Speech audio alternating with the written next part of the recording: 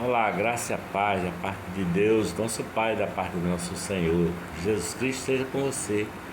Se você não é inscrito no nosso canal, se inscreva no nosso canal, ative o sininho das notificações, comente, dê várias curtidas e compartilhe do nosso conteúdo. Hoje eu estou aqui na companhia do meu peludinho Johnny Depp. Olha o Johnny aqui, ó. Oi Johnny, dá um alô pra galera aqui do canal, Johnny. Johnny tá assim meio aperreadinho porque o síndico aqui do condomínio onde eu moro tem umas cadelas e tem uma delas no cio. Aí o Johnny tá querendo namorar uma cadelinha do síndico, né?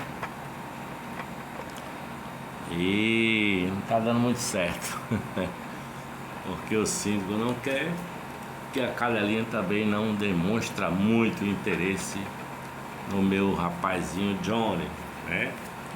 Então, eu quero começar seguindo os passos do Talmidim, passo a passo de Jesus, de Ed René Kivitz, uma sequência sobre o Sermão do Monte, não é? O Sermão do Monte é o mais importante discurso proferido em toda a história da humanidade, não é? Diz assim, Mateus capítulo 5, versículos 1 e 2: Jesus subiu ao monte e se assentou. Seus discípulos aproximaram-se dele e ele começou a ensiná-los. Então, esse discurso de Jesus é o mais importante discurso de toda a humanidade. Mahatma Gandhi afirmou que se todos os textos sagrados do mundo fossem perdidos, mas o Sermão do Monte fosse preservado, então nada teria se perdido, tá? Essas extraordinárias palavras de Jesus de fato ocupam lugar de absoluto destaque na história, ok? Jesus não fala à multidão, ele fala aos seus talmidins, aos seus discípulos. Ele vai seguindo a tradição dos rabinos e seus talmidins daquele tempo, não é? Os aprendizes se aproximaram, o mestre se assentou e passou a ensiná-los. Quando reúne seus discípulos no monte, Jesus fala como um novo Messias, tá? Ele fala como um novo Messias, assim, um novo Moisés, né?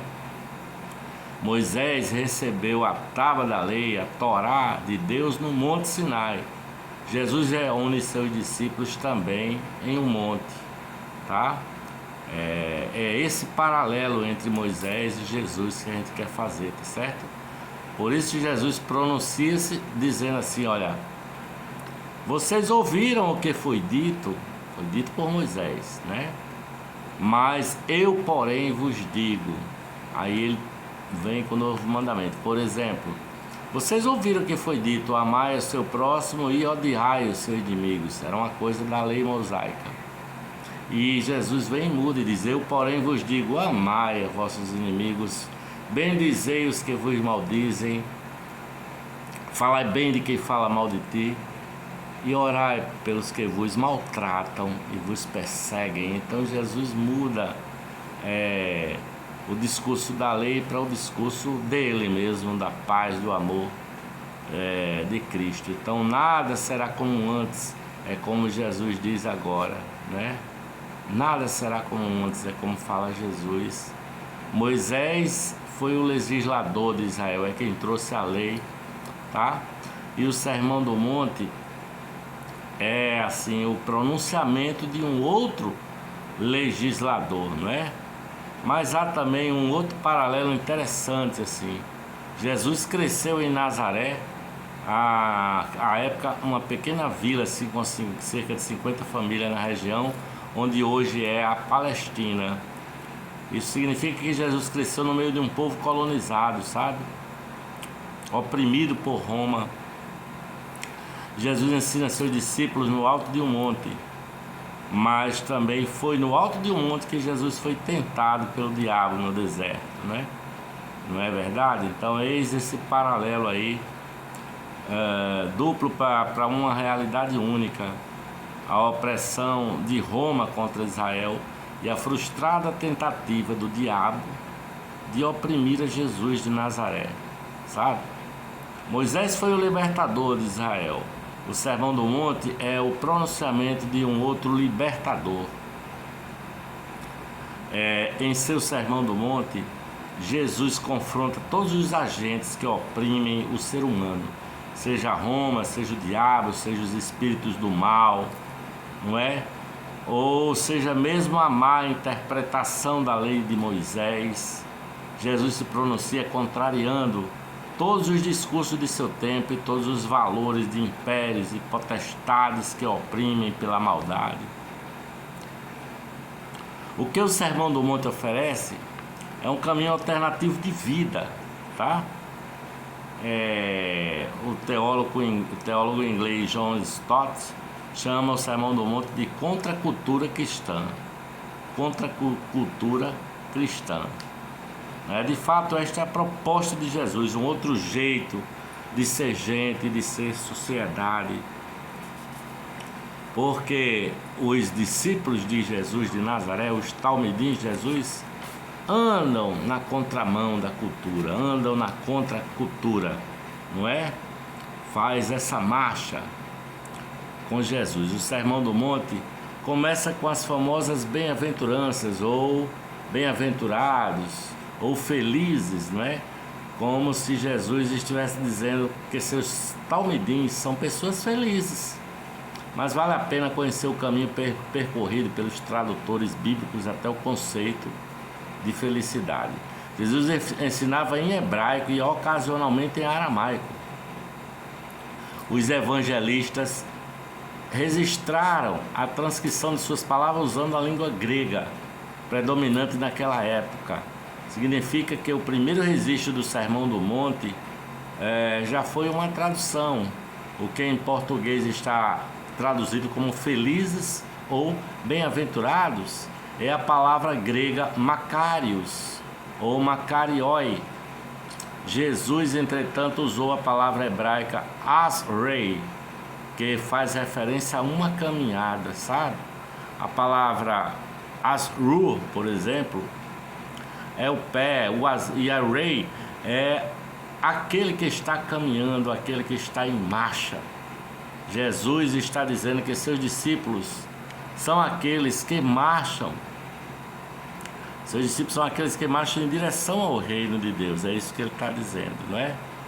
E nisso consiste sua felicidade. Quando Jesus diz que felizes são os pobres de espíritos, que têm fome e sede de justiça, felizes são os perseguidos e os humilhados, ele não está exaltando essa condição humana, nem sugerindo assim virtudes, não é? Os discípulos de Jesus não são felizes porque são pobres e carentes, de que lhes seja feita justiça, mas porque deles é o reino dos céus. É disso que Jesus está falando. E no reino de Deus experimentarão justiça, paz e alegria. A bem-aventurança dos talmidim de Jesus não está em sua condição, mas nas promessas que lhes são feitas, sabe? Jesus diz que nós, seus talmidins, estamos em marcha, uma referência àqueles que não andam segundo o caminho dos ímpios, como os salmos e os provérbios advertiam no Antigo Testamento, não é? O Mestre nos inspira a mantermos-nos firmes nessa marcha, sabe? Porque essa é uma caminhada que conduz ao reino de Yahvé, os domínios de Deus. Continue marchando, lembre-se de que seu ponto final não é neste mundo, mas é no reino de Deus, que se consumará na eternidade. Ainda não chegamos em casa, somos assim peregrinos, peregrinos em marcha para o reino dos céus, tá? Somente enquanto mantemos os pés no caminho do reino de Deus é que somos verdadeiramente felizes, porque não há felicidade fora do amor de Deus, não há felicidade fora do caminho de Jesus. E ele diz: os que querem me seguir, né, quem quiser vir após mim, tome a sua própria cruz, vem, siga-me, sabe? E terás vida. Ele chega a dizer que o jugo dele é suave e o fardo é leve. Então, vamos continuar nessa caminhada, não é? Grato a Deus pela salvação, pelo perdão dos pecados, porque Jesus nos pagando o preço, perdoou nossos pecados. Jesus tirou completamente a nossa culpa e cravou na cruz do Calvário também, junto com os pecados. E Jesus acabou com a morte e com o medo da morte, ressuscitando dos mortos, saindo vivo daquela tumba para dizer para mim e para você que tem jeito, a vida tem um sentido. E o sentido é entrar, atravessar esse planeta, fazer como Paulo, acabei minha carreira, guardei a minha fé, não é? Guardei a minha fé. Beijo para você, ó. Paz no coração, graça e paz de Jesus.